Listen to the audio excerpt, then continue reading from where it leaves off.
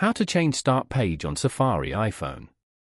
To get started, first of all go ahead and open up the Safari application on your phone. Once you're here, scroll down to the end and tap on Edit. Safari will sync your start page appearance through iCloud. Here, you can choose to turn on or off the tool switches as you like.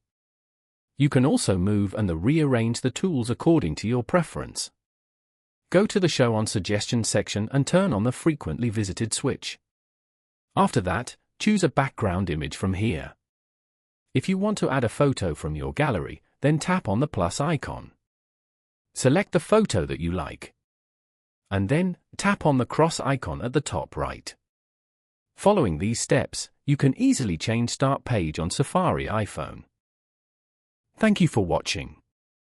Please leave a like if this tutorial helped you, or leave a comment below if you have any questions related to the video.